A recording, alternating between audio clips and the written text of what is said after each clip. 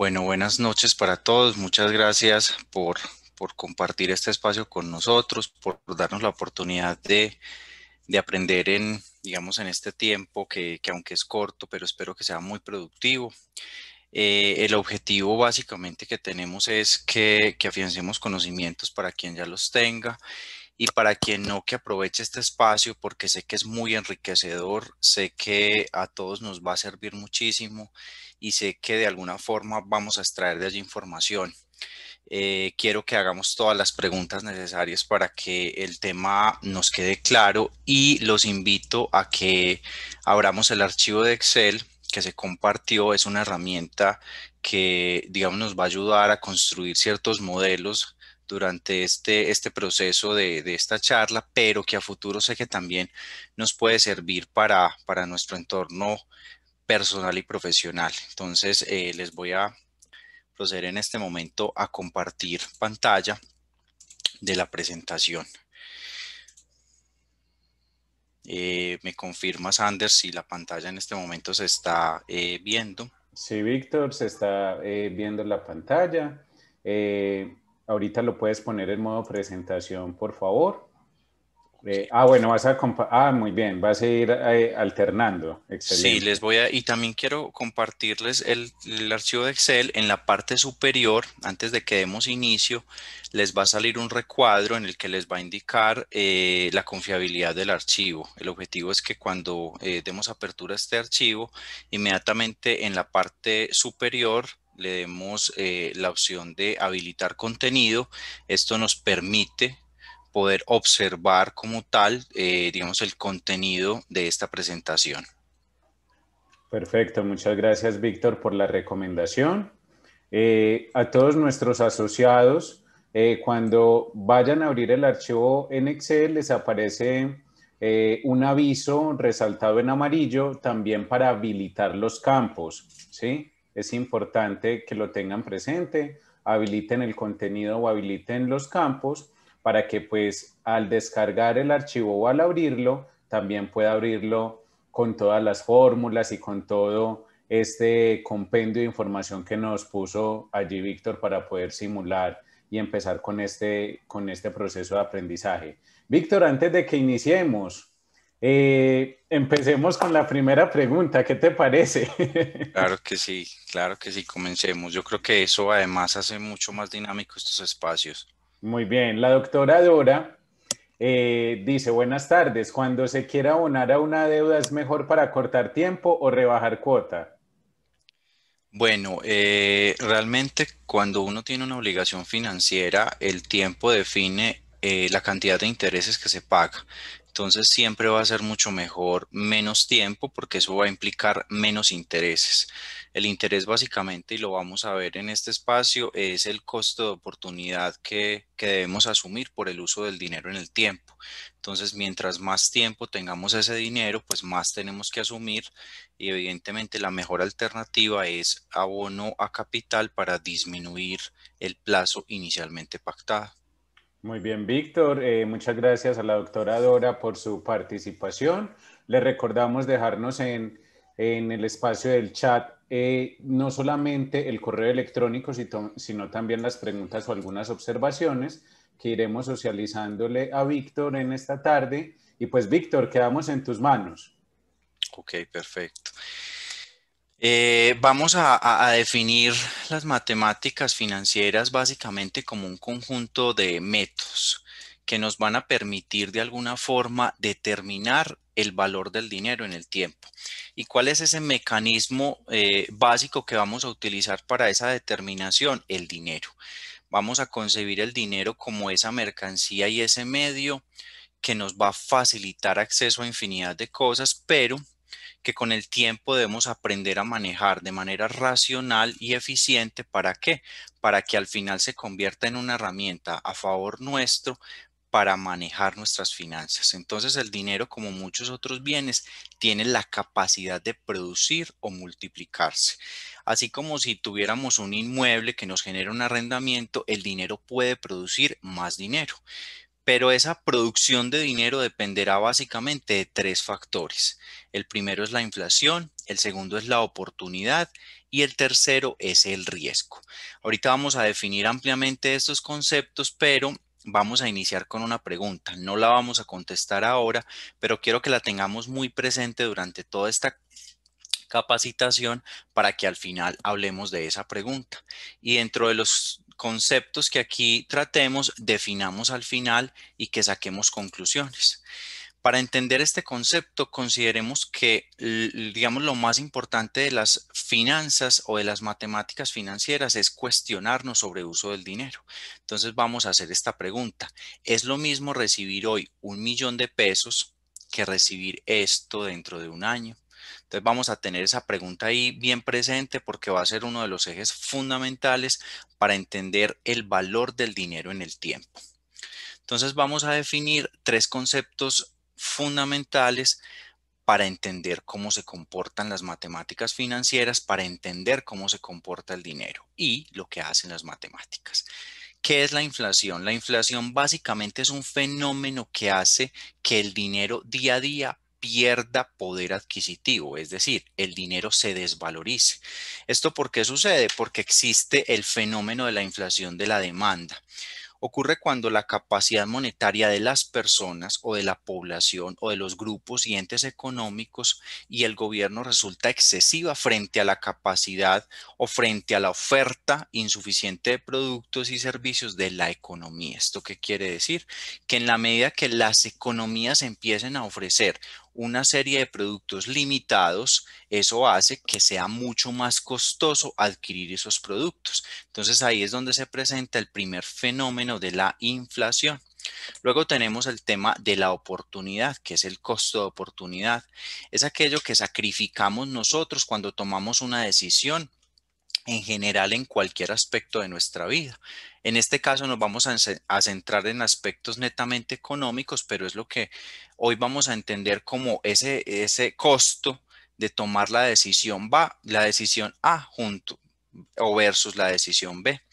No se tiene que pagar por ello, pero en realidad sí tiene un costo. Cada vez que nosotros tomamos una decisión, hay un costo. La decisión de viajar a una ciudad vía terrestre frente a vía vuelo tiene un costo. Ese es el costo de oportunidad. Todo eso lo vamos a tasar en matemáticas financieras en dinero. Entonces, básicamente, ese es un costo. Y luego tenemos el riesgo. ¿Por qué? Porque el riesgo es implícito en cualquier cosa que nosotros hagamos, pero en el tema financiero lo vamos a entender como la probabilidad de ocurrencia de un evento adverso y sus posteriores consecuencias. El riesgo financiero se refiere a la probabilidad de ocurrencia de un evento que tenga consecuencias financieras, en este caso negativas, para una organización, para una persona o para quien administre dinero.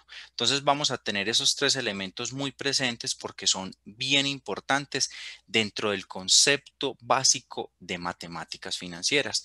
Sin embargo, hay algo que es importante resaltar y es que incluso si no hubiese inflación en las economías, el dinero futuro siempre valdría mucho menos que el presente.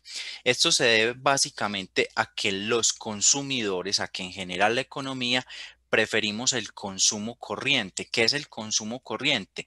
La capacidad de poder comprar productos hoy, ¿cierto? Contra el consumo futuro que se da producto del ahorro, o sea, la posibilidad de planear financieramente o de estructurar financieramente una compra a futuro, ¿cierto? Entonces eso hace que, sin embargo, siempre presentemos en el dinero pérdida del valor con relación al tiempo. ¿Por qué? Porque aunque no tengamos, digamos, un fenómeno tan directo desde la inflación, el consumo corriente hace que la demanda acelerada de productos pueda generar la inflación, porque entonces ahí vemos digamos, un efecto relacionado con el exceso de oferentes, o sea, personas que quieren comprar versus el déficit de personas que están dispuestas a vender.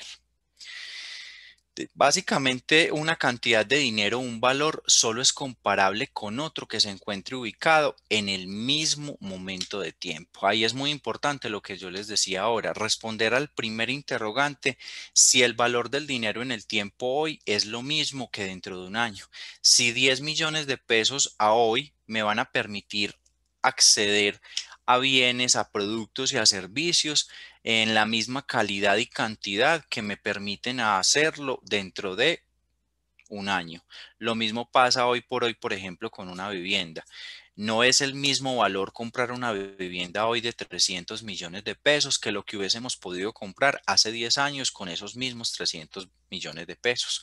¿Por qué? Por todos estos factores que les mencionaba ahora, entonces las cantidades de dinero solo van a ser comparables si yo lo hago en el mismo momento de tiempo.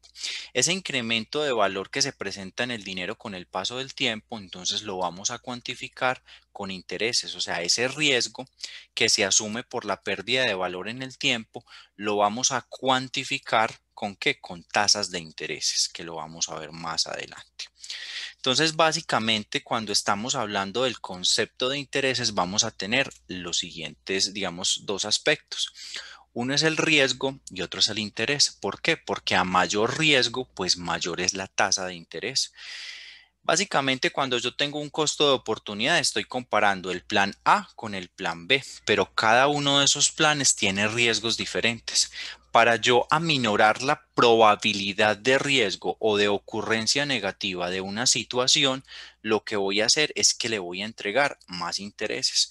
Muchas personas se preguntan cuando solicitan un crédito en una entidad financiera, ¿por qué el banco me aprueba a mí a una tasa A y a el amigo, a mi esposa, a quien sea, le aprueban una tasa B? Esto sucede básicamente porque el riesgo es individual, la probabilidad de mora de cada individuo es individual. Esta se tasa por una serie de variables que tiene cada entidad financiera, que compra con los buró de riesgo, en fin. Digamos que él pondera una serie de factores y de elementos y basados en esos resultados que son cuantitativos, asigna un riesgo. Entonces, con esa asignación de riesgo está dispuesto a exponer un capital y esa exposición tiene un costo que denominaremos intereses. El interés, como todo, es un precio y dependerá del mercado, las condiciones de la transacción, el plazo, el riesgo y la oportunidad. El interés es la cantidad que yo voy a pagar por la tenencia de un dinero en un periodo de tiempo. ¿Qué quiere decir? Que cada vez que a mí me presten un recurso o cada vez que yo invierto un recurso, esa retribución que yo tengo la puedo determinar como interés o como rentabilidad. Entonces vamos a entender el interés como el total recibido menos el capital inicial. Así lo vamos a determinar de la manera más simple posible. Entonces la diferencia entre el valor final y el valor de la operación inicial lo vamos a denominar intereses. Pero, como todo, esos intereses también van a tener unos tipos, unas denominaciones, unas connotaciones. Esos intereses no son exactamente iguales en todas las transacciones mercantiles o en todas las transacciones económicas. Vamos a tener básicamente dos tipos de intereses o vamos a partir de dos tipos de intereses. Vamos a tener un interés simple que se caracteriza porque tiene una retribución económica causada y pagada, no se reinvierte. ¿Qué quiere decir? Que a mí me prestan un valor fijo mensual y yo al final de ese periodo devuelvo el valor fijo mensual del valor que me prestaron y una retribución. Quiere decir que esos intereses en el tiempo no tuvieron movimientos dentro del capital inicial. Y luego vamos a ver el interés compuesto, que en este caso vamos a tener los intereses generados o reinvertidos. ¿Qué quiere decir? Que yo invierto en un proyecto que genere intereses, pero que esos intereses al cabo de un tiempo se convierten en capital capaz de generar más intereses. Entonces vamos a tener dos tipos de intereses, el interés simple y el interés compuesto. Y eso nos va a llevar a dos denominaciones de tasa que definen básicamente los tipos de interés. Entonces vamos a entender el interés nominal como un interés simple y vamos a entender el interés efectivo como un interés compuesto. Para entender mejor esas diferencias entre tasas nominales y tasas efectivas, Solamente vamos a preguntarnos qué sucede con los intereses que se liquidan. Si los intereses al momento de recibirlos se reinvierten, o sea, que se vuelven capital para generar más intereses o simplemente me los entregan. Ahí es cuando, por ejemplo, hacemos una inversión en un título o valor en un CDAT. Y cuando nosotros hacemos, digamos, esas transacciones, tenemos una modalidad que es que me entreguen los intereses invertidos de manera mensual, o sea, que todos los meses me entreguen esos intereses. Entonces ahí estaría hablando de un interés simple. Pero, ¿qué sucede cuando yo lo que hago es que esos intereses que se liquidan periódicamente los estoy dejando y haciendo parte del capital para que genere nuevos intereses? Ahí estoy hablando de un interés efectivo que es un interés compuesto, tiene una tasa de interés, un componente que compone esos intereses para generar más intereses. Básicamente, esos son los dos conceptos que habría que tener claros. Por ejemplo, cuando nosotros tenemos un apartamento y ese apartamento lo tenemos arrendado, ese canon de arrendamiento que recibimos mensualmente, si nosotros lo lleváramos a una expresión o denominación matemática, lo entenderíamos entonces como un interés simple, un interés netamente nominal que lo que se encarga es de entregarme de manera periódica en flujos de caja mensuales, semestrales, en fin, como si hubiese pactado el contrato de arrendamiento, un valor. Entonces, para tener, digamos, estos tres conceptos y poder definir bien el tema de intereses, vamos a requerir de tres elementos básicos. El capital, que lo vamos a concebir como el inicio de la operación transaccional. El interés pactado, o sea, cuánto espero yo recibir, cuánto es la retribución mínima esperada que yo voy a tener y el tiempo. Aquí es bien importante tener eso en cuenta, sobre todo porque lo enlazamos con la pregunta que nos hacían al inicio y es el tiempo va a definir, entre otras cosas, el interés que yo voy a recibir. ¿Por qué? Porque en muchas entidades financieras, por ejemplo, o en muchas necesidades de inversión de los bancos o de una empresa que necesite crédito de liquidez, el tiempo durante el cual ellos necesiten ese capital inicial va a definir esa tasa de interés. Entonces son tres elementos que están implícitos, que están ligados en cualquier operación mercantil, porque son los que nos van a poder permitir dentro de una negociación económica llegar a acuerdos que nos permitan pactar las condiciones finales de esa operación como tal. ¿Qué son las frecuencias de capitalización? Resulta que esos intereses y esas tasas yo las puedo capitalizar en el tiempo. Recuerdan que yo ahorita les hablaba del tema del tiempo, que es un factor fundamental. Entonces esos intereses se pueden pagar o de manera anticipada o al final, ¿cierto? Que serían los intereses al vencimiento. Yo puedo pactar, por ejemplo, en una negociación mercantil, que los intereses que yo voy a cobrar dentro del préstamo me los paguen al momento de la transacción, o sea, que son intereses anticipados en la transacción. Pero también puedo determinar que esos intereses que yo quiero recibir sean pagados al final, que sean pagados al vencimiento. Normalmente los intereses que son pagados al vencimiento son aquellos intereses que vamos a ver en una inversión, en un préstamo, y normalmente son los que terminan siendo intereses que luego van a generar intereses porque son capitalizables. Pero entonces esos intereses van a tener periodicidades. ¿Qué son las periodicidades de pago? Son, digamos, en un flujo de caja o en el tiempo, son la periodicidad en la que yo voy a tener causación de esos intereses. O sea, o que me los van a entregar a mí, que yo voy a recibir ese retorno, voy a entender esos intereses como ese retorno, o que dentro de la inversión se van a causar para convertirse parte del capital. Pueden ser semestrales, trimestrales, anuales, quincenales o diarios. Entonces vamos a entender, por ejemplo, una tasa de la siguiente forma. Una tasa del 12% efectivo anual.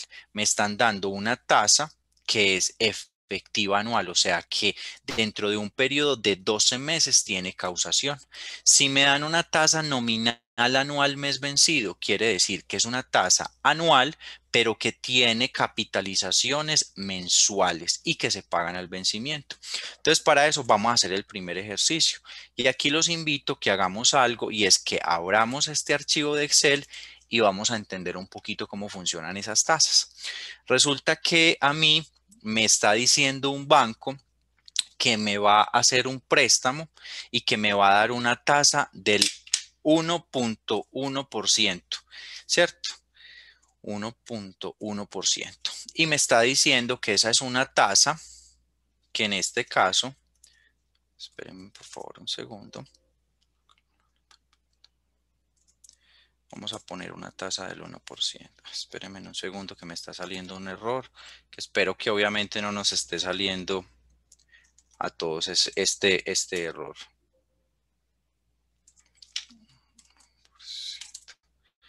Bueno, ¿qué es lo que sucede? Y un tic importante, debemos colocar el porcentaje. Así obviamente días no utilizábamos la calculadora. Entonces resulta que a mí me están dando una tasa del 1% y que me están diciendo que esa es una tasa periódica. ¿Por qué? Porque me están diciendo que a mí esa tasa me la van a cobrar en periodos iguales, pero normalmente las entidades financieras por disposición de la Superintendencia Financiera nos deben entregar las tasas en una denominación de efectivo anual.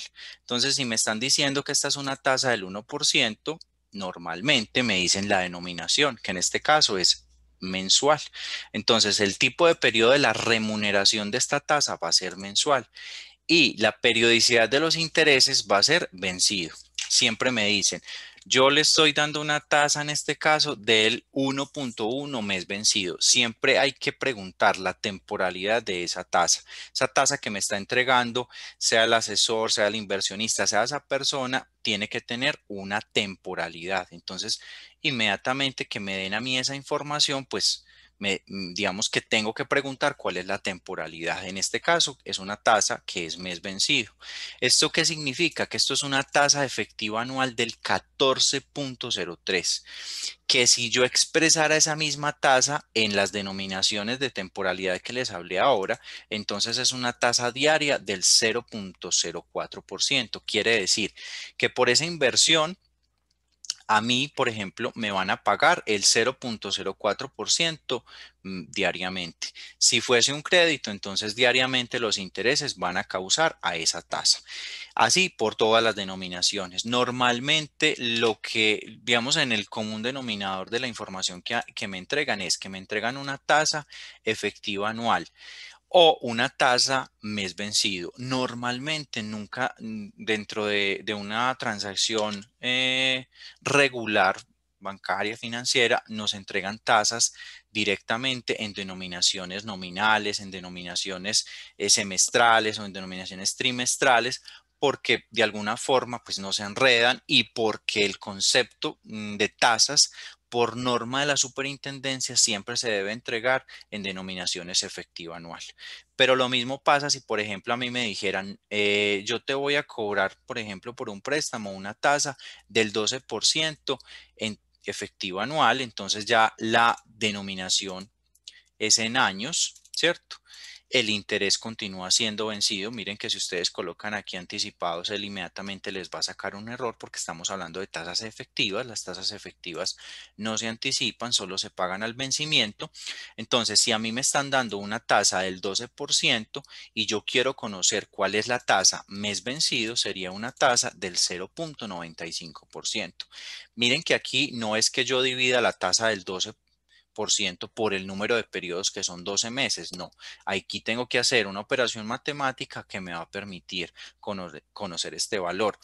Podríamos entrar a conocer la formulación de, digamos, matemática de la tasa, pero eso, digamos, no es el objetivo. El objetivo no es que nos sentemos a conocer las fórmulas y que las tengamos claras y que sepamos cómo se administran o cómo se ejecutan, sino que sepamos exactamente cómo funcionan esas tasas y cómo esas Ujú. tasas pueden servirme a mí para tomar decisiones mucho más conscientes. Sí, No sé, Víctor. Ander, si tenemos alguna inquietud que podamos ir resolviendo. Es que muchos de nuestros asociados, cuando se ponen en contacto con nosotros, eh, dicen pues que, o generalmente caen en ese error de dividir la tasa que nosotros les entregamos en el número de meses, ¿cierto? Con este simulador que tú nos entregas, esta herramienta, nuestros asociados pueden directamente definir e identificar la tasa, ¿sí? Que se les está entregando nominal mes vencida, por así decirlo. Exacto. Por ejemplo, si esta tasa del 12% ya no estuviésemos hablando que es una tasa efectiva, sino que es una tasa nominal, aquí es donde entra y es muy importante que quien nos esté dando la tasa nos diga la temporalidad de esa tasa.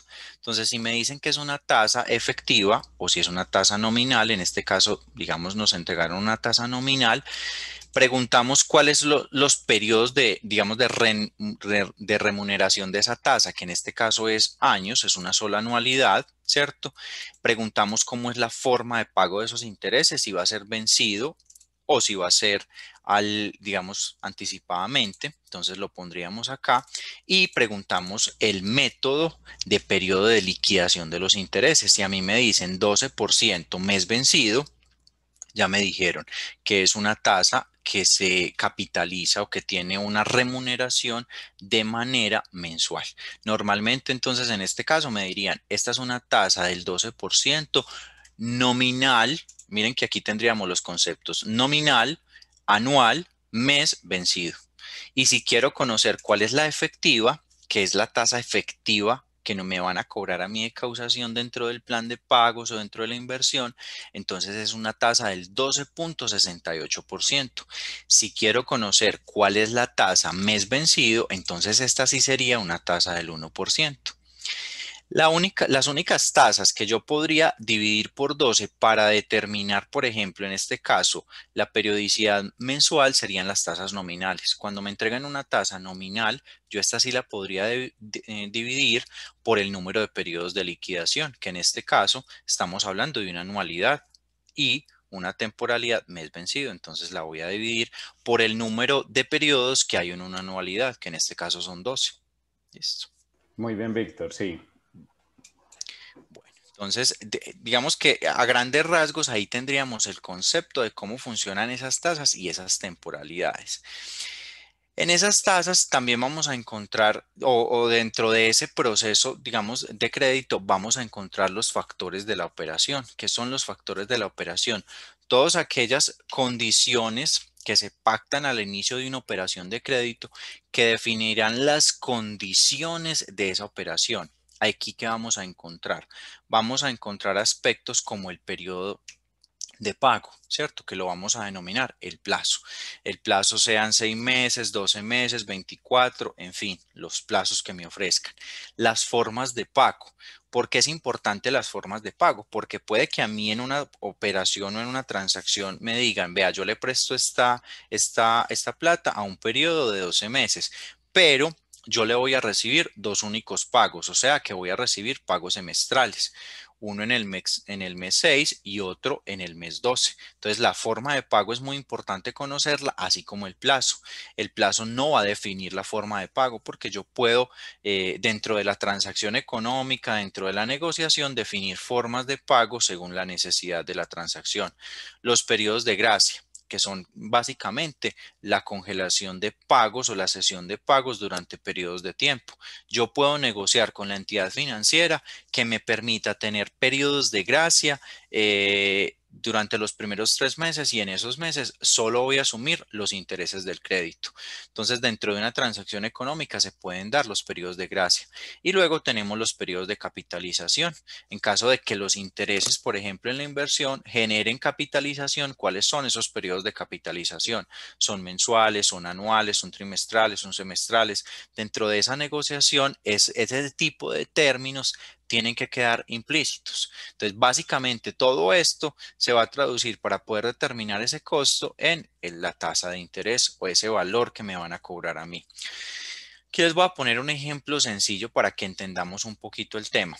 Supongamos que tenemos 10 millones de pesos y que decidimos prestarlos a un amigo, que le entregamos un cheque por 13 millones de pesos para cobrar al cabo de un año. Entonces vamos a definir la tasa de interés como los intereses recibidos, que en este caso van a ser 3 millones de pesos, ¿sobre qué? Sobre ese capital inicial. Entonces tenemos un capital inicial que en este caso son 10 millones, un capital final que en este caso son 13 millones de pesos y un interés que en este caso serían 3 millones de pesos. Al cabo de un año yo debo conocer cuál es la tasa. En este caso, digamos, la operación es muy sencilla porque simplemente es colocar los 3 millones de pesos, que es ese beneficio neto que yo recibí, sobre ese valor inicial. Eso me va a dar una tasa del 0,3, que multiplicado por 100 me va a dar una tasa del 30%. Entonces ahí voy a tener un interés simple. Simplemente me van a entregar unos intereses por un capital prestado al cabo de un tiempo. Aquí el interés no generó más intereses, sino que simplemente tuvo una retribución final a un momento de tiempo. Listo. Ahora vamos a ver un poquito cómo funcionan los planes de amortización, donde vamos a tener tasas de interés que en este caso están compuestas por capital y por intereses, y que podemos tener varios tipos de planes de, digamos, de capitalización para un crédito. Cuando hablamos de planes de amortización, hablamos exclusivamente de los planes que me van a permitir a mí amortizar o pagar un crédito en determinado tiempo. Entonces vamos a tener planes de amortización fijos y variables. En los planes de amortización fijos vamos a encontrar que la tasa es fija, que la cuota es fija y que el plazo es fijo. Pero en los planes de amortización fijo podemos encontrar la siguiente situación, y lo vamos a ver, por ejemplo, en operaciones de crédito del sector real. O sea, cuando financiamos un vehículo, normalmente nos pueden ofrecer un plan financiero que es de cuota fija. O sea, la cuota es fija durante todo el periodo de maduración del crédito, pero resulta que la tasa no era fija. Normalmente esas tasas de esos créditos de vehículo en las entidades financieras o en las entidades especializadas en este tipo de financiaciones están ligadas al IBR, al índice bancario de referencia, y eso hace que esa tasa de interés durante el tiempo, durante 60 meses, sea fija, en este caso 59, pero que en la última cuota haya un recálculo de esos intereses. Ahí les dejo ese tip, que es bien importante tenerlo. Aun cuando me digan que la cuota es fija, siempre debo preguntar si la tasa también es fija en ese tipo de planes. Luego vamos a encontrar aquellos planes variables, donde vamos a tener un pago de capital constante, una tasa variable y una cuota variable. Aquí va a haber una variabilidad dentro de las condiciones de pago de manera mensual. Normalmente estos planes de amortización están ligados a dos factores, que en este caso puede ser la DTF o el IBR, que son básicamente que dos tipos de tasa que utilizan las entidades financieras y en general el mercado financiero para determinar el riesgo del valor en el tiempo. ¿Qué es lo que hacen cuando a mí me dicen, por ejemplo, que me van a prestar un crédito ligado a la DTF o al IBR? Es que me garantizan hoy una tasa con unos puntos. O sea, esa tasa, que es la DTF de hoy, va a ser sumada a una serie de puntos, pero que en el caso de que las condiciones del mercado cambien, esa variabilidad se va a dar por aquella parte que no es fija. Entonces, en un plan de amortización variable, por ejemplo, vamos a tener dos tipos de tasa. Vamos a tener una tasa que es fija, que son normalmente los vamos a denominar como puntos, y uno que son variables. Esos dos se combinan, suman cada uno, y eso va a dar como resultado una tasa de interés. ¿Por qué se hace eso? Por el riesgo de que el dinero en el tiempo sufra ciertas fluctuaciones que hagan que ese poder adquisitivo, pues yo lo deba, digamos, sopesar con tasas de interés que son variables o que en el tiempo tienen cambios. Es muy común encontrar esto, por ejemplo, cuando tenemos un CDAT. A mí me garantizan en un CDT que me van a pagar la inversión a la DTF más un punto. ¿Qué hace la entidad financiera? Te garantiza el punto y lo vamos a denominar la parte fija. Pero te dicen, a como esté la DTF al momento de vencimiento de ese título, yo te voy a pagar esa inversión. Eso mismo también lo podemos ver en el simulador. Resulta que aquí en el simulador nosotros tenemos la opción de sumar o restar tasas. Vamos a buscar la opción de sumar. Entonces resulta que la entidad financiera me dice que me va a captar a mí 10 millones de pesos en un título valor y que me va a pagar la DTF más 3 puntos. Vamos y consultamos a cómo está la DTF. En este caso la DTF está al 1,78 y me dijeron que me iban a dar 3 puntos. Quiere decir que en la acción de sumar o de restar, yo voy a tener una tasa final. Espérenme un segundo acá. Mientras tanto, Víctor, mientras que nos vas socializando el ejercicio, ¿quién o qué determina los puntos en el IBR? El IBR, como es una tasa de referencia del Banco de la República, ¿cierto? Eso se determina con una serie de variables que tiene el Banco de la República cuando calcula los plazos del sector financiero, las tasas a las que se está pagando las captaciones, las tasas a las cuales se están cobrando los intereses, en fin, todas esas variables como tal, lo que hace la entidad financiera es permitirle de alguna forma en general al mercado financiero tener una tasa capaz de sopesar ese riesgo. Entonces, por ejemplo, el IBR se creó porque la DTF tiene una inestabilidad fuerte en el mercado porque está ligada solamente a los movimientos de los ahorros, mientras que el índice bancario de referencia es una tasa que me permite a mí tener la posibilidad de tener una tasa más ligada con todos los movimientos del mercado. O sea, que me permite de alguna forma tener una tasa que se comporte con relación a cómo el mercado se comporte. Entonces, esas es como las diferencias básicamente que tenemos ahí.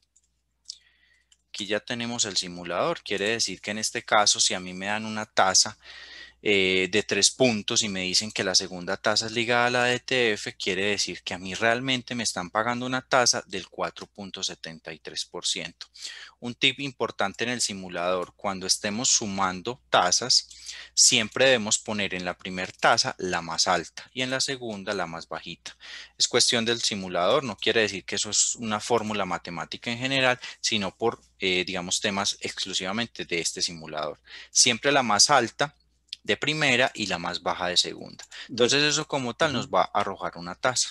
Muy bien. Incluso, Víctor, haciendo el ejercicio en el simulador que le enviamos a nuestros asociados, yo puse en tasa 1 1,78 y en tasa 2 3 y me sumó. Entonces, Entonces puede ser el mío que tenga sí, el error. eso, pero nuestros asociados para que estén tranquilos pueden poner como la tasa incluso Víctor y eso le puede como ayudar a nuestros asociados también. Bueno, la idea es que obviamente vamos utilizando en el ejercicio el simulador y Ujú. cualquier cosa que vayamos detectando o observando en él, pues lo compartamos para que dentro del ejercicio vamos resolviendo todas las inquietudes o todas las dudas que nos puedan ir surgiendo. Luego, digamos, a los planes de amortización de los créditos les vamos a asociar una serie de costos. Las entidades financieras asocian esos costos precisamente porque los bancos deben sopesar el riesgo de múltiples variables. Entonces nos pueden cobrar, por ejemplo, el seguro de riesgo. Allí podemos encontrar, por ejemplo, el seguro de incendio, de terremoto, los seguros, por ejemplo, para el vehículo o los seguros que tienen que ver con el riesgo, la probabilidad de incumplimiento, en fin, una serie de pólizas. Luego podemos encontrar los seguros de desempleo. Los seguros de desempleo se volvieron muy comunes a partir de la actual situación de pandemia, porque muchas entidades financieras lo que hicieron fue asegurar la cartera de créditos con pólizas de seguros para los deudores que en caso de pérdida o por alguna circunstancia no puedan seguir laborando, pues esos seguros de desempleo lo que van a hacer es cubrir el valor de las cuotas durante cierto tiempo. Aquí, porque es muy importante que tengamos eso presente, porque todos estos seguros nos van a sumar a las obligaciones financieras, van a ser parte de las obligaciones financieras y ahorita en el simulador les voy a enseñar a convertir posteriormente esos seguros en tasa.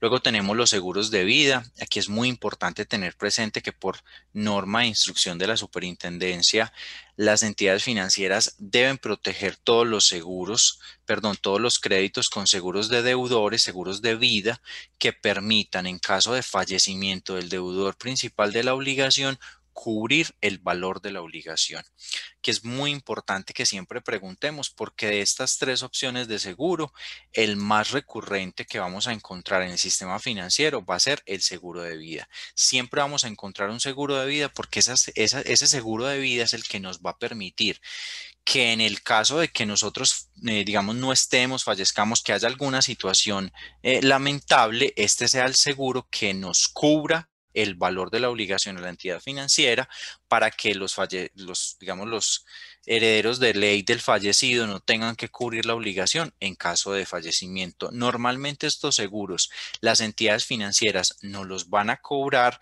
por millones, una cuota por millón del valor prestado. Seguía en el simulador, vamos a hacer un ejercicio del tema para que conozcamos un poquito.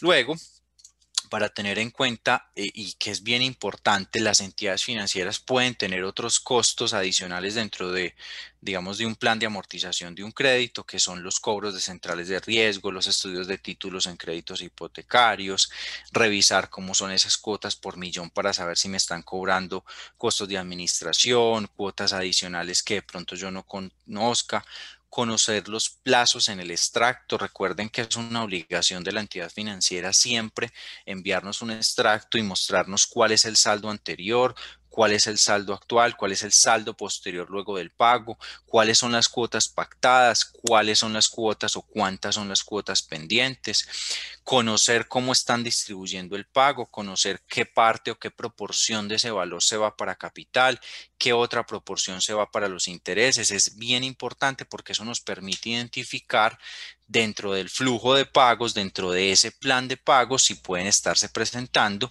de alguna forma ciertos, digamos, flujos de capital. Entonces, para entender un poquito eso, vamos a ir también a la herramienta, vamos a ir a la siguiente hoja, donde tenemos el simulador y plan de pagos y vamos a hacer un ejercicio. Resulta que a mí la entidad financiera me hace un crédito de 10 millones de pesos y que me dice que para ese crédito me va a ofrecer un plazo de 36 meses y que me va a ofrecer una tasa del 1%. Quiere decir que esa entidad financiera me va a entregar a mí una tasa o que me va, digamos, a cobrar una tasa final del 12,68%. Esa sería la tasa efectiva anual. Y que la tasa nominal anual mes vencido de capitalización del periodo de amortización es una tasa del 12%. Entonces aquí es donde es muy importante conocer la manera en la cual la entidad financiera me va a ofrecer ese plan de pagos, cómo me va a ofrecer la entidad financiera el método para yo pagar ese valor. Entonces aquí era donde yo les decía, es muy importante conocer el tiempo, la temporalidad, porque de alguna forma ahí voy a poder conocer cómo voy a pagar, cuánto voy a pagar, en qué forma lo voy a hacer. Entonces aquí vamos a hacer uno de los ejercicios más importantes y es entender el costo del dinero en el tiempo. Miren la diferencia, por ejemplo, y nos vamos a centrar solamente en los planes de cuota fija porque son los planes de amortización regularmente más utilizados por el sistema financiero. En este plan de amortización de cuota fija me van a cobrar a mí por estos 36 meses intereses por valor de 1.957.000 pesos. Pero miren, si yo cambiase y la entidad financiera me permite que ese crédito no lo tome a 36, sino a 24 meses, voy a pagar intereses por 1.297.000 pesos. Estoy haciendo una diferencia de casi 600.000 pesos. ¿Por qué es muy importante que conozcamos esto? Porque esto es lo que nos va a poder dar a entender un poco de cómo funciona el valor del dinero en el tiempo. ¿Qué quiere decir? Que para un plan financiero, que para una inversión, que para cualquier tipo de decisión financiera que yo esté tomando, conocer el tiempo me va a permitir conocer en realidad cuánto dinero voy a pagar. Pero si a este valor la entidad financiera me dice que me va a cobrar una póliza de vida de todo riesgo, que es de carácter obligatorio, de 32.000 pesos, perdón, 23.000 en este caso, 32.000 pesos. Quiere decir que esa tasa de interés que me habían ofrecido inicialmente del 1%, si yo llevo ese valor de cuota más ese valor de seguro de 32.000 pesos, esa tasa de interés ya no será del 1%, sino que será una tasa del 1,56%. Obviamente mes vencido, porque es muy importante que conozcamos eso, porque cualquier variación en un plan de amortización me va a determinar de manera concreta el valor del dinero o el valor que me van a cobrar a mí por el uso de ese dinero. Entender todos esos costos me van a poder a mí permitir tomar decisiones un poco más informadas. Aquí es muy importante que cada vez que nosotros tengamos un plan de pagos, nos sentemos con la entidad financiera, hagamos simulaciones, que el ejecutivo comercial, que la persona que nos está atendiendo nos muestre diferentes escenarios para tomar la mejor decisión. Pero entonces ahora les voy a hacer otro comparativo. ¿Qué pasa si la entidad financiera me dice que el plan de amortización de esta operación es un plan de amortización de abono fijo a capital y variable a los intereses? Quiere decir que me van a cobrar intereses por el saldo de capital del mes inmediatamente anterior. Aquí me voy a encontrar con la primera diferencia. Resulta que los planes de amortización que abonan fijo a capital son planes de amortización donde yo como cliente voy a pagar menos intereses. ¿Por qué? Porque desde la primera cuota yo estoy haciendo un abono más importante a capital y eso me va a permitir a mí pagar ese crédito en el mismo tiempo, pero con un menor costo de oportunidad. Solo que en estos planes de amortización nos vamos a encontrar con la siguiente situación. Para esos 10 millones de pesos al plazo de 24 meses en un plan de amortización de cuota fija, vamos a tener el siguiente escenario. Esa cuota durante los 24 meses va a ser de 470.000 pesos. Es una cuota fija durante todo el periodo de tiempo. Mientras que si yo estoy haciendo un plan de amortización de cuota variable, o sea, que me va a permitir a mí tener abono fijo a capital, pero variable a los intereses, la cuota es mucho más alta. ¿Por qué? Porque los gradientes acá o los pagos mensuales van a verse disminuidos con relación al tiempo. Quiere decir que esa cuota comienza en 516.000 pesos, pero al cabo de 12 meses bajaría a 470.000. Prácticamente se nivelaría al otro plan de amortización, pero al final yo terminaría pagando cuotas de 450, 445 y así sucesivamente hasta llegar a 420.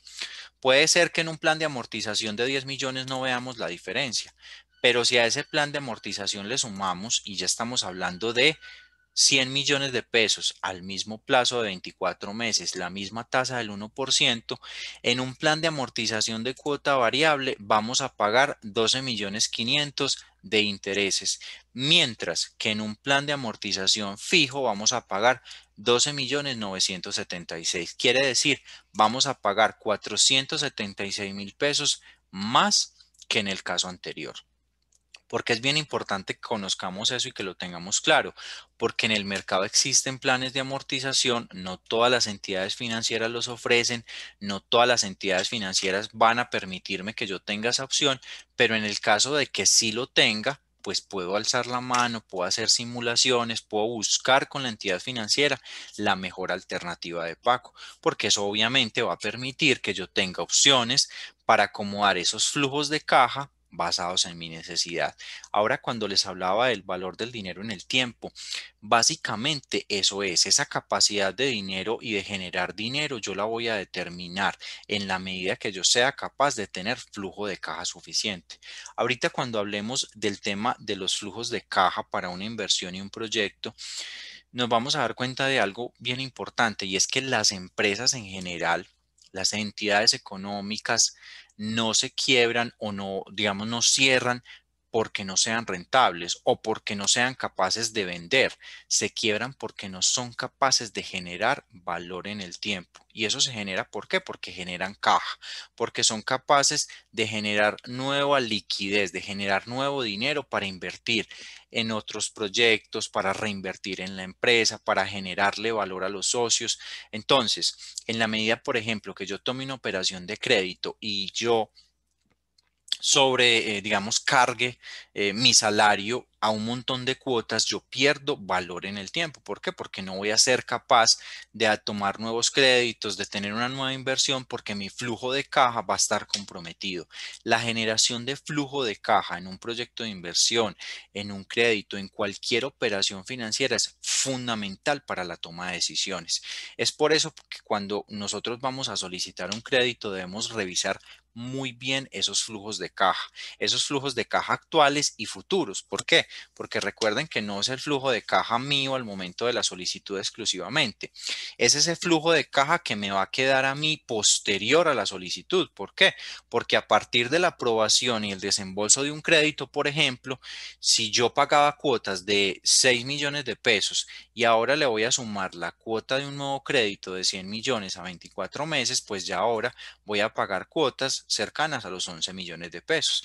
Y si mis ingresos son de 15 millones, pero provienen de tres fuentes distintas, de tres empleos distintos, y por condiciones propias del mercado, por situaciones económicas, pierdo un empleo, ¿qué pasa? Que mi poder adquisitivo se cae, que mi poder adquisitivo ya no es el mismo, mi flujo de caja se ve afectado, la generación de efectivo se ve afectada y por consiguiente me toca reestructurar las obligaciones, buscar acuerdos con las entidades, buscar situaciones que me permitan a mí poder normalizar esos pagos. Entonces, por eso es muy importante determinar el uso del dinero en el tiempo, no solamente el que tengo ahora, sino el que voy a ser capaz de generar de aquí en adelante. ¿Para qué? Para cumplir con todos esos compromisos financieros que obviamente van a impactar de manera directa esa capacidad de dinero que yo tenga. Temas a tener en Víctor, cuenta. antes Hola, de que Ander. continúes, en esto, si un asociado tiene una obligación con una entidad financiera actualmente, ¿sí? Sí. Puede negociar con esa entidad un sistema de amortización como el que nos estás presentando. Eso va a depender mucho de las políticas de la entidad. Cuando yo ya tengo una obligación desembolsada, si esa obligación se encuentra al momento de la renegociación, que sería lo que habría que entrar a hacer en una buena condición o en una calidad de pagos adecuada, la operación a hacer con la entidad financiera se llama una novación de obligación. Lo que yo estoy haciendo es diciéndole a la entidad que las condiciones que inicialmente pacté deseo que sean cambiadas en el tiempo, o sea, que deseo que volvamos a negociar esas condiciones para un plan de amortización distinto, un plazo distinto, en algunos casos una tasa distinta. Entonces esas novaciones pueden contener una serie de nuevas variables. Entre esas variables puede estar la posibilidad que me dé la entidad financiera de decirme, yo le puedo dar un plan de amortización donde la cuota sea fija o sea variable. No todas las entidades lo ofrecen, eso dependerá mucho de las políticas del banco, de las condiciones del banco, de la forma en la que el banco, digamos, ofrece su portafolio de productos y servicios, pero siempre es posible. Si ya estamos hablando de una obligación que se encuentra en estado de deterioro, o sea, que es una obligación que ha presentado pagos irregulares o que al momento de la solicitud de renegociación se encuentra en mora, entonces ya ahí estamos hablando es de una solicitud de reestructuración. O sea, ya nos toca sentarnos con la entidad y reestructurar las condiciones inicialmente pactadas del crédito. ¿Cuál es el riesgo acá? Que cuando nosotros le solicitamos al banco, la entidad financiera, la cooperativa, sea quien sea, la posibilidad de renegociar esa obligación, de renegociar esas condiciones iniciales y ya reestructuro, el banco puede hacer una marcación en centrales de riesgo que obviamente puede afectar a futuro mi calificación de riesgo. Víctor, ¿qué ventaja tiene hacer compra de cartera con tarjetas de crédito a intereses menores al 1%? No es muy positivo. Los créditos a tasas digamos, o a modalidades de interés de la tarjeta de crédito tienen una ventaja. Resulta que la modalidad de pago de un plan de la tarjeta de crédito es un plan de amortización que es tasa fija, cuota variable. Resulta que el abono siempre será fijo a capital. En las tasas de interés, eso sí es por, digamos, norma general de las entidades financieras tienen este plan de amortización de este ladito. Entonces ahí tendría una primera ventaja. La segunda ventaja, la utilización consciente y adecuada de cupos de tarjetas de crédito me puede permitir a mí formar un historial crediticio positivo. ¿Por qué? Porque en la medida que yo estoy utilizando esas tarjetas de crédito, que estoy haciendo los pagos oportunos, como es un cupo revolvente, entonces la entidad financiera permanentemente me está devolviendo ese cupo. Toda esa información es reportada a centrales de riesgo, es positiva. Y obviamente, si yo estoy haciendo una negociación a una tasa de interés menor, es positivo siempre y cuando lo haga al mismo plazo. Ejemplo, yo tengo hoy una obligación con una entidad financiera a la que le debo 12 millones de pesos. Y me llaman de un banco y me dicen que me ofrecen la posibilidad que con una tarjeta de crédito me recogen esos 12 millones. Pero es que resulta que yo en el banco de esos 12 millones ya no debo 12, sino que ya debo 6 y del plazo inicial de 36 debo 20. Y con la entidad financiera yo voy a hacer un plan de amortización para recoger esa obligación a 36 meses. Eso no es una decisión consciente, no es una buena decisión porque voy a pagar por ese mismo capital intereses por otros 16 meses más, porque en la entidad actual lo tengo a 20 meses. ¿Cuándo es positivo? Cuando yo coja el valor que debo, ¿cierto? Tenga ese plazo pendiente y a ese mismo plazo tome esa compra de cartera. Entonces, si por ejemplo el plazo que me falta en la entidad es 20 meses, entonces a esos mismos meses voy a tomar esa compra de cartera. Ahí es una decisión adecuada. Recuerden que para determinar el valor del dinero, lo más importante en este caso va a ser el tiempo. El tiempo me va a determinar a mí ese valor de ese dinero. Entonces, si yo vuelvo y alargo el plazo de esa obligación, pues no estoy haciendo una buena decisión porque lo que estoy haciendo es volver a pagar intereses por otros meses más. Muy bien, Víctor. Muchas gracias. No tenemos más inquietudes por parte de los asociados. Importante entonces conocer con la entidad financiera la cuota por millón. Eso me va a permitir saber por cada millón que yo presté cuánto estoy pagando. Evidentemente, en un plan de amortización de cuota variable, la cuota por millón va a ser más alta. ¿Por qué? Porque saben que la cuota es mucho más alta en los primeros meses de la operación de crédito del plan de amortización y eso hace que obviamente pues yo pague un poco más, pero no significa que esté pagando más intereses, sino que estoy abonando más a capital. Entonces es importante ahí tener eso en consideración. Ahora vamos a tocar un tema bien importante y es la rentabilidad. Y la rentabilidad la vamos a enlazar con qué? Con la, digamos, la ganancia que yo voy a tener en el caso de proyectos de inversión o en el caso de inversiones en general en títulos, en CDATs, en cuentas de ahorro, pues que realmente no ganan mucho, pero que también es una forma, digamos, de invertir. Entonces, al hablar de interés también lo podemos o denominar o darle el nombre, connotación de rentabilidad, que es esa relación que existe entre el beneficio obtenido de una inversión y el capital invertido expresado en términos porcentuales. Básicamente, aquí nos vamos a enfrentar a la misma situación que venimos trabajando. Vamos a tener un momento cero que aquí lo vamos a llamar el egreso, ¿cierto? Porque yo voy a sacar de mi bolsillo una inversión importante y se la voy a entregar, sea un banco, sea una comisionista de bolsa, en fin, a quien le vaya a entregar esa inversión. Voy a tener un tiempo que vamos a denominarlo la duración de la operación y al final voy a tener un ingreso que va a ser ese valor inicial que yo dejé y esas rentabilidades que fui obteniendo. Aquí puedo encontrar planes, digamos, de inversión de CDTs donde me paguen de manera mensual, donde me paguen de manera semestral o donde me paguen al final del periodo, ¿cierto? Vamos a tener diferentes formas y entonces aquí también nos vamos a volver al simulador para entender un poquito el tema. Vamos a ir a la opción de simulador de inversión fija y vamos a hacer una simulación. Entonces digamos que vamos a abrir un título valor por valor de 20 millones de pesos y que a mí me están dando un plazo en días. Normalmente las inversiones en CDATs o en títulos en general, siempre los plazos me los van a dar en días. Entonces aquí me van a dar 180 días. Digamos, la entidad financiera me va a entregar la fecha de vencimiento y me va a preguntar a mí, ¿usted cómo quiere recibir esos intereses? O sea, ¿en qué forma usted quiere recibir esos intereses? En este caso, le vamos a decir a la entidad financiera que lo queremos recibir de pago único. ¿Qué quiere decir? Que los vamos a recibir, ¿cierto? De manera única. ¿En qué momento? Al final.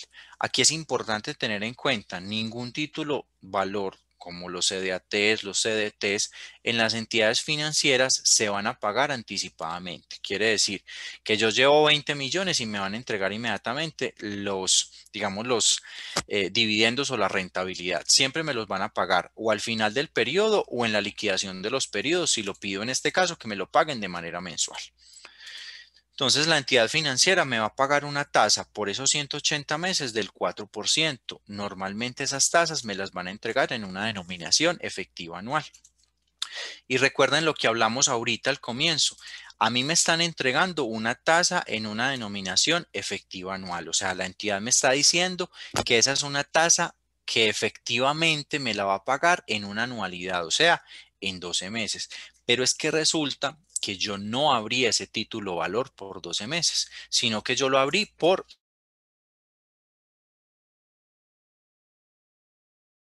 financiera tiene que hallar la tasa periódica. ¿Cuál va a ser la tasa periódica? Aquí va a hallar entonces una tasa que va a ser nominal, semestral, vencido, para poder determinar cuánto me va a pagar a mí. Aquí podemos hacer, digamos, una prueba ácida muy fácil. Vamos a cambiar 180 por 360 días. En este caso, ¿qué nos vamos a encontrar? Que entonces la tasa periódica tendría que ser exactamente igual a la tasa efectiva anual, porque yo ya aquí sí estaría abriendo un título al plazo que me están ofreciendo la tasa. Aquí es bien importante, sobre todo que muchas veces muchas personas cuando abren un título o valor, un CDT, se preguntan, venga, pero es que a mí me ofrecieron una tasa del 2% efectivo anual y a mí me dieron muy poco. Yo divido eso por dos y eso no me da. ¿Por qué? Por lo que les digo, porque es que a mí me están dando una tasa en una temporalidad, o sea, en un tiempo de 12 meses, pero yo no hice una apertura durante esos 12 meses. En este caso, por cuestiones del ejemplo, lo estamos haciendo a 180 días. Entonces, quiere decir que la temporalidad de pago que me va a entregar a mí la entidad financiera va a ser de 180 días, o sea que tiene que convertir la tasa a 180 días. La misma situación la podemos hacer en el simulador y aquí es bien importante que le demos uso a ese simulador en la medida que, digamos, que tengamos información. Entonces a mí me dice el banco, vea, yo le voy a dar a usted una tasa del 4%. Esa es una tasa efectiva anual. Entonces sé que es una tasa efectiva anual, entonces es una denominación de años y sé que las tasas efectivas tienen una forma de pago de intereses al vencimiento. Entonces la entidad con la cual yo estoy pactando la transacción del CDT me va a preguntar, ¿a cuánto tiempo va a abrir usted ese CDT? ¿Cierto? Yo lo estoy vendiendo porque es un contrato, porque yo le estoy entregando a él el título para que él con ese dinero lo que haga es invertirlo en nuevas oportunidades de crédito para otro segmento de la población. Entonces esa venta o ese costo de oportunidad a mí me lo van a entregar en la denominación que yo hubiera elegido el plan. Mire, semestre vencido es una tasa del 0,98. Si digamos entonces, no, yo realmente, yo solo puedo tenerla por 3 meses, entonces esa tasa será el 0,99%. Porque es muy importante que conozcamos esto, porque eso nos va a permitir a nosotros saber que cuando abramos un título o valor, ese riesgo de esa tasa se va a nivelar a ese tiempo. Aquí, por ejemplo, incluso se vuelve contradictorio, pero mientras más tiempo yo deje el título o valor en la entidad financiera, como el costo de oportunidad de la entidad financiera lo puede diversificar por más tiempo, lo que va a hacer la entidad es que me va a pagar más dinero. Es por eso que a mayor plazo en un CDT o en un título o valor o en cualquier tipo de inversión de este tipo, nos van a pagar más intereses si yo dejo más tiempo el plazo. ¿Por qué? Porque ese riesgo se va a minorar, porque yo como entidad financiera voy a poder diversificar ese dinero en más créditos y en fin, voy a poder operar más tiempo con ese dinero. Entonces, volviendo al efecto, al ejemplo que estábamos tocando, el rendimiento neto que yo voy a tener después de retención en la fuente, porque aquí es bien importante tener en cuenta que según ese valor de, digamos, de rendimientos que yo tenga, a mí la entidad financiera me va a cobrar una retención en la fuente, va a ser de 374.000 pesos. Así que el valor final de mi inversión va a ser de 20.374.000 pesos. Aquí es muy importante tener en cuenta estos, digamos, estos impuestos que nos cobran las entidades financieras o estos costos, como en este caso, que es un impuesto que es la rete fuente, no lo podemos ver como una barrera de acceso para acceder, por ejemplo, a abrir un título o valor. ¿Por qué? Porque de alguna forma esa retención lo que va a hacer, en mi caso particular, digamos que declaro renta, es tener un fondo, ¿cierto? Es un anticipo de esa renta que yo posteriormente tengo que declarar. Entonces no veamos esa retención en la fuente solamente como una barrera de acceso para tener inversiones o para llegar al sistema financiero, sino simplemente como ese anticipo de renta. Ahí es bien importante que cuando nosotros hablamos títulos valores, conozcamos toda esa información, que quien nos haga esa simulación nos entregue todos esos datos, nos permita de alguna forma conocer la información para cuando nosotros tomemos esa decisión de abrir ese título valor, pues digamos de alguna forma tengamos información consciente. Abrir un título valor es fácil. Uno no necesita grandes cantidades. Por ejemplo, un tip que yo les doy y que me parece a mí exitoso. Uno puede hacer un ahorro mensual, un ahorro periódico por un cabo de 12 meses y al final de ese, digamos, de ese periodo de esos 12 meses, tomar todo ese capital y hacer una inversión, sea en un título valor, sea, digamos, en algo que nos genere una rentabilidad. Poco a poco vamos a ir construyendo capital.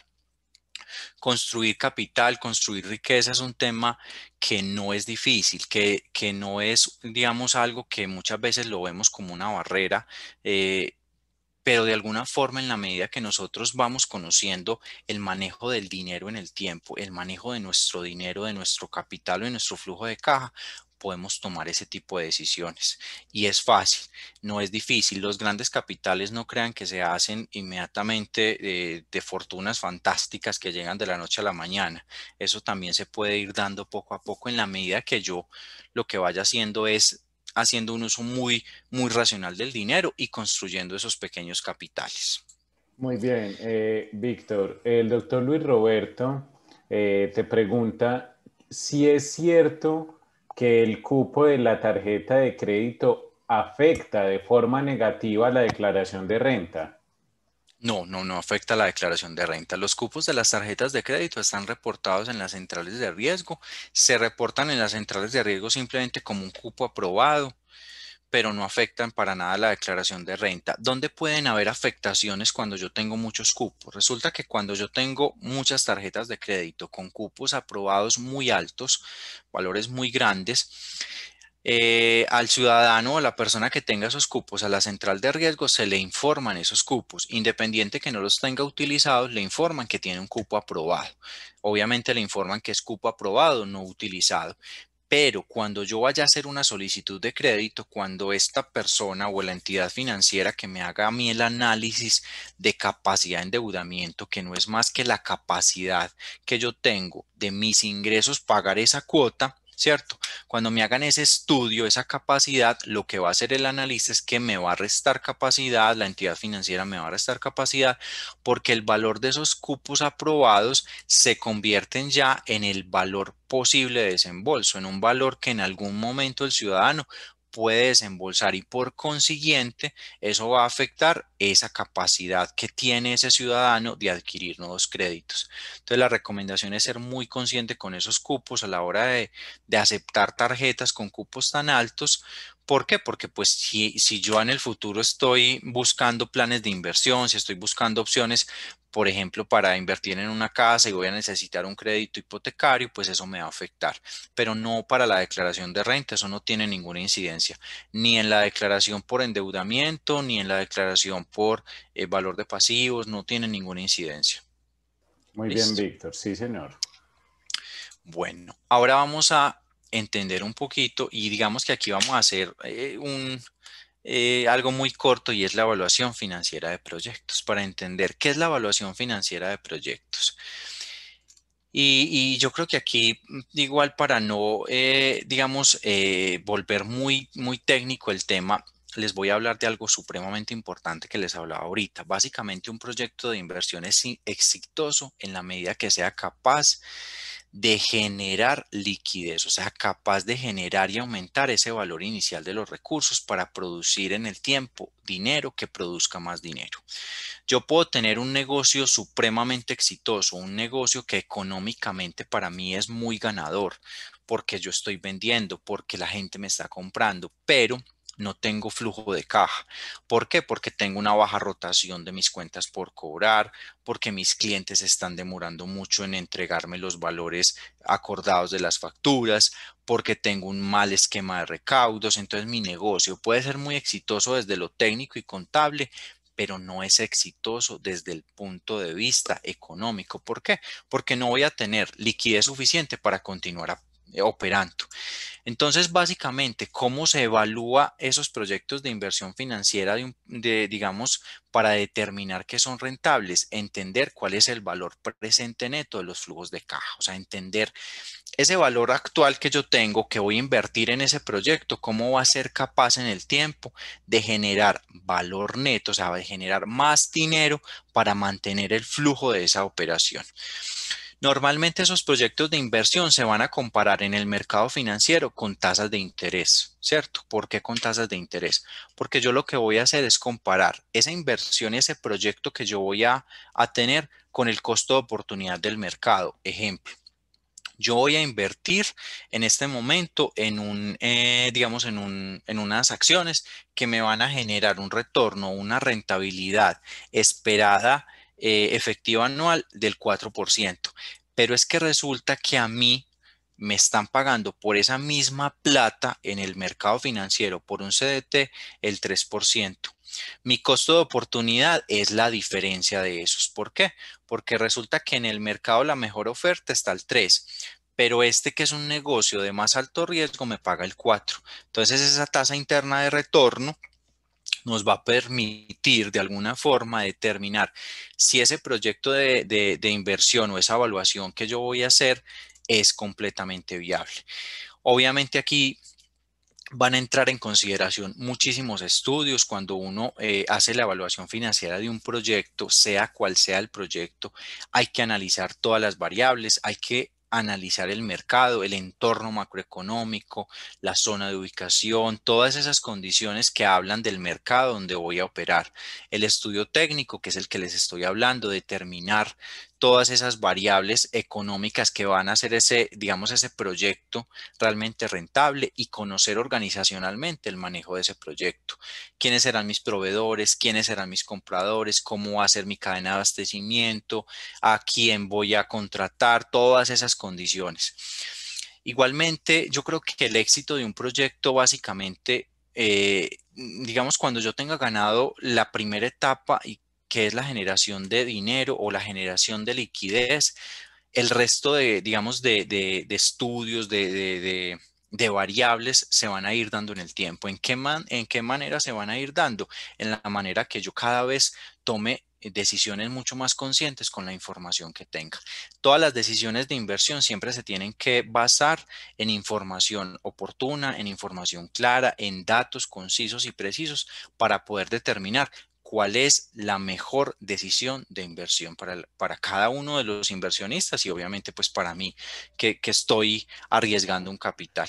Ese riesgo lo voy a comparar con las tasas de oportunidad, con lo que les hablaba ahora. Por eso les hablaba ahora de tres factores básicos. Por ejemplo, cuando hablo de inflación, estoy hablando netamente de los estudios de mercado. ¿Por qué? Porque esos me van a permitir entender cómo se comporta las condiciones del mercado. Cuando les hablo de los estudios técnicos, les estoy hablando obviamente de los riesgos, de todas esas variables que económicamente pueden influir en que yo pierda valor en el tiempo. Y cuando hablo de los temas organizacionales, obviamente estoy hablando de todas esas condiciones que me permiten tener oportunidades para tomar la mejor decisión dentro de mi negocio. Y ahora tenemos la pregunta, básicamente. Antes de Recuerdan que al que... inicio les decía, ¿es lo Sí, mismo recibir 1 millón hoy que dentro de un año?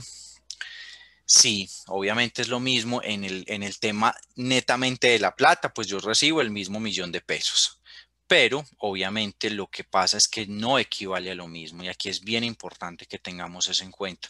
Yo con ese 1 millón de pesos que tenía hace un año no puedo comprar hoy lo mismo por múltiples condiciones, por mercado, por condiciones obviamente propias de la oferta y la demanda, por las condiciones, por ejemplo, de las tasas de cambio si yo estoy comprando en dólares, o sea, no es exactamente lo mismo. Entonces, sí recibo la misma cantidad, pero equivalen a un valor distinto. Y obviamente no pierdo el capital, pero pierdo la capacidad de compra.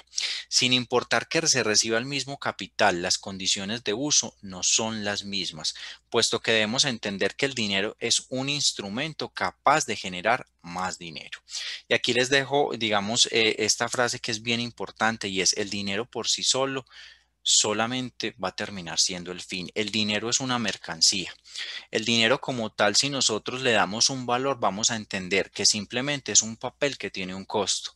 El billete de 10.000 pesos que nosotros tenemos en nuestra billetera, fabricarlo probablemente ni siquiera cuesta 10.000 pesos, cuesta mucho menos, pero el mercado necesita de estos instrumentos que terminan siendo eso, una mercancía para transar en el mercado. Entonces, simplemente el dinero lo tenemos que empezar a ver como, digamos, ese medio, ¿cierto? Que me va a permitir llegar a ese fin, que me va a permitir poder alcanzar esos objetivos finales. Aquí les dejo una frase que me pareció bien interesante.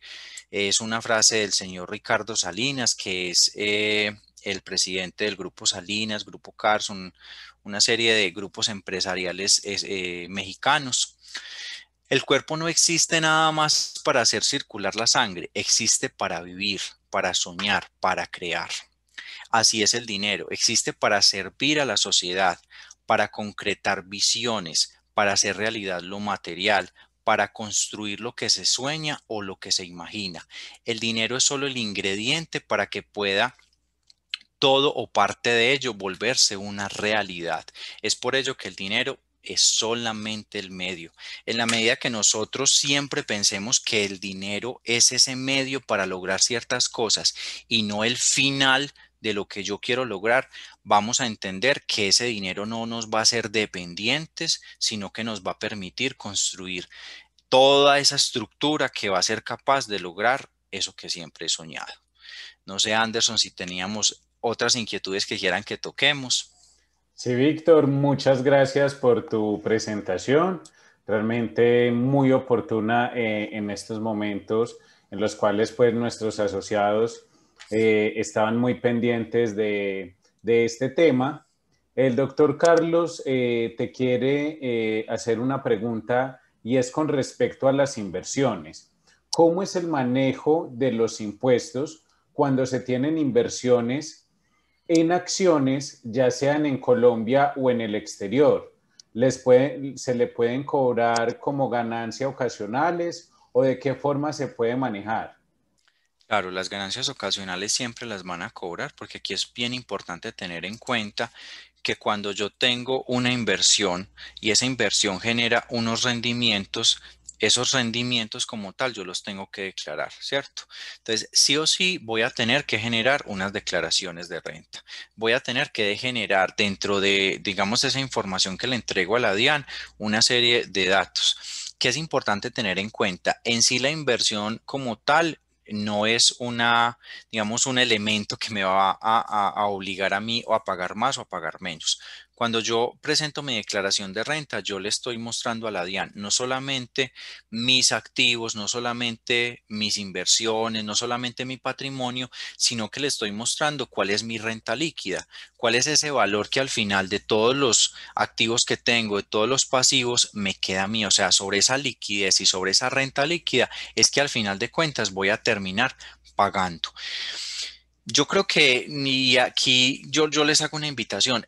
Siempre hemos tenido una concepción muy cultural en general los latinos a que declarar renta es malo, pero de alguna forma debemos entender que la capacidad de una sociedad para crecer y la capacidad de una sociedad para poder tener programas sociales, invertir en múltiples cosas, es que todos pongamos nuestro granito de arena. Entonces no podemos tener temor, digamos, a hacer inversiones porque estamos pensando en que esto nos puede generar a nosotros una carga tributaria mayor, porque no debería ser, digamos, esa concepción con la que estamos invirtiendo. Siempre van a haber muchos mecanismos. Los gobiernos en general y en general nuestro país tiene muchos mecanismos para tener extensiones de los impuestos, para tener valores deducibles. Entonces es más que cuando yo tenga esas inversiones me siente con mi contador y que revise todos esos ingresos, que revise los gastos, que revise los costos y que aprenda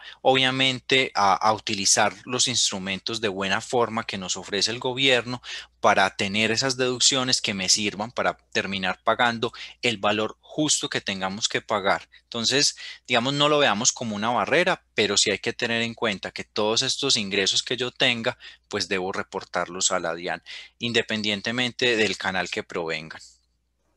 Víctor, el doctor Luis Roberto pregunta, ¿es bueno ahorrar en cualquier tipo de instrumento financiero, entre estos, por ejemplo, en CDTs, cuando se tienen deudas sabiendo que el interés que se gana es menor que el de la deuda?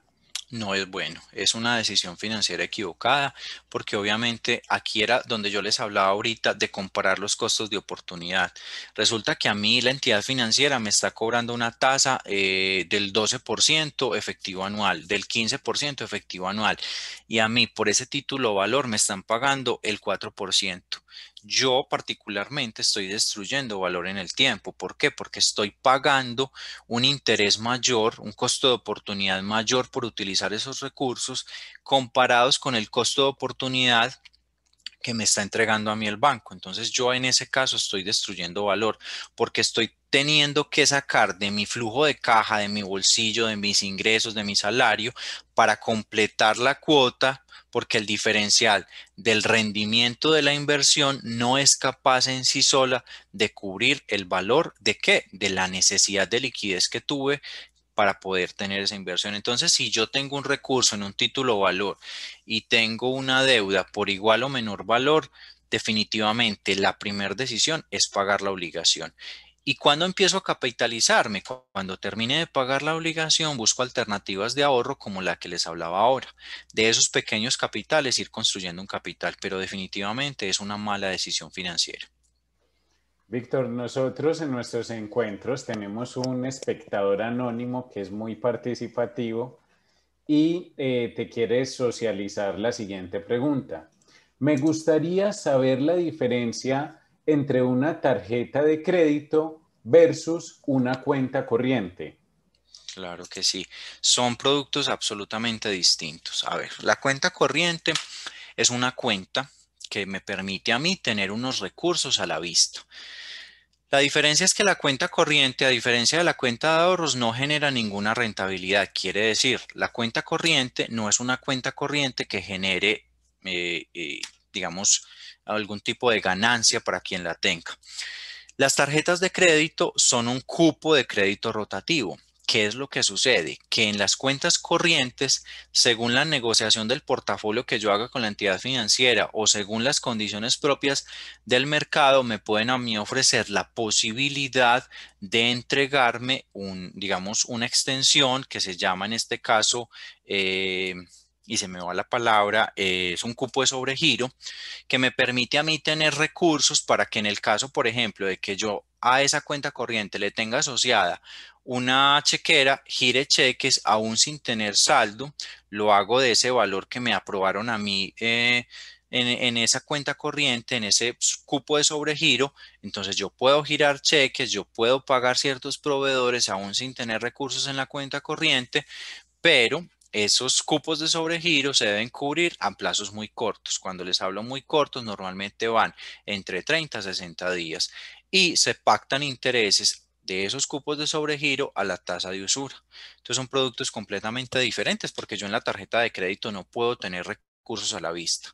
Yo ahí simplemente tengo los recursos del cupo aprobado y en la cuenta corriente tengo los recursos a la vista, o sea, los recursos de depósitos y adicionalmente tengo el cupo de sobregiro que me entrega el banco que puedo utilizar ya sea para pagar proveedores, para utilizar el dinero y obviamente ellos para cubrir ese cupo de sobregiro pues me van a cobrar una tasa de interés que en todos los casos siempre está asociada a la tasa de usura, que es la tasa máxima de referencia que el Banco de la República entrega de manera mensual, que le dice a las entidades financieras que es la tasa máxima que puede cobrar en operaciones de crédito de consumo. Muy bien, muchas gracias, Víctor.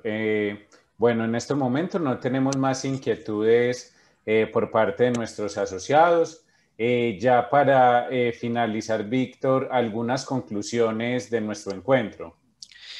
La invitación constante a que tomemos decisiones informadas, aprovechemos estos espacios, aprovechemos estas herramientas que nos permiten, digamos, de alguna forma llenarnos de datos, de información, de cifras, que a la hora de tomar una decisión, de alguna forma vamos nosotros a tener los elementos suficientes para saber que nos informamos, que sea positivo o negativo el resultado final, pero que tengamos, digamos, todos los elementos suficientes para que esas decisiones sean informadas. Y nada, yo creo que Comedal es una organización de puertas abiertas para todos los asociados, para que utilicemos todos los productos, todos los servicios, todos los mecanismos de participación que tiene la cooperativa, para que obviamente aprendamos y construyamos toda una historia financiera importante para nosotros y que de alguna forma aprendamos a utilizar el valor del dinero en el tiempo. Muy bien. Víctor, una pregunta cortica del Claro doctor que sí. Carlos. En el simulador o en la herramienta que nos estás entregando, ¿se pueden hacer simulaciones para pagos o abonos extras a los créditos? No, no se pueden hacer porque para poder determinar eso, tengo que conocer las condiciones iniciales de la operación de crédito. Entonces, en el simulador se hace muy complejo conocer eso. Ahí ya toca hacer una simulación individual porque los plazos son distintos, las condiciones distintas, la tasa es distinta. Entonces, en el simulador como tal no lo podría hacer.